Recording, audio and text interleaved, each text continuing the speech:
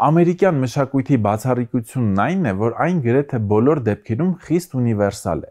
Բոլոր ամերիկյան պատմությունները այս կամ այն կերպ կարելի է պրոյեկտել նաև այլ հասարակություններում տեղի ունեցող պատմությունների վրա։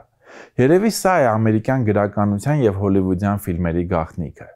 Սակայն այդ ունիվերսալության հետ մեկտեղ ամերիկյան մշակույթը հետաքրքիր է նաև նրանով, որ այն չափազանց բաց ու պարզ է, նույնիսկ գրականությունը։ Կարդալով ամերիկյան սովորական գրողի որևէ սովորական գիրք, կարելի է միանգամից պատկերացնել սովորական մարդկանց, տեսնել նրանց առօրյան, զգալ նրանց հույզերն ու հասկանալ ապրումները։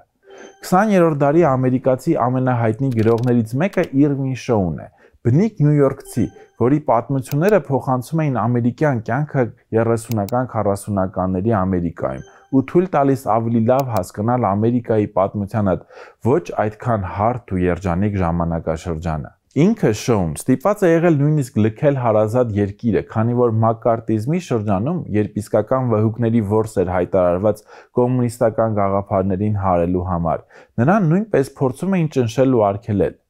Իհարկե, Շոուն Ամերիկայից հեռացավ ոչ թե Խորհրդային Միություն, այլ բարեկեցիկ ու հարուստ Շվեյցարիա, որտեղ էլ ապրեց իր բարեկեցիկ կյանքի մնացած մասը։ Բայց վերադառնալով նրա գրական ժառանգությանը,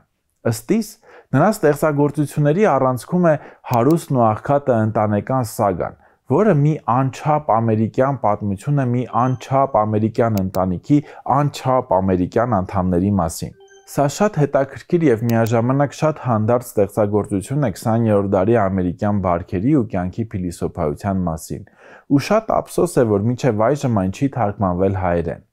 Ինչու է պետք Իրվին Շոուի հայերեն թարգմանությունը, որովհետև առանց պատմական այս շերտի հետ ծանոթանալու շատ դժվար է հասկանալ, թե ովքեր են ներկայիս ամերիկացիները, ովքեր են ամերիկյան հասարակության սելեբրիթիները։ Իսկ կարդալով հենց օրինակ հարուստն ու աղքատը կարելի է տեսնել ներկայիս ամերիկացիների ծնողներին ու տատիկ-պապիկներին, միանգամից արդեն տեղը բերելով նրանց երեխաներին ու թոռներին։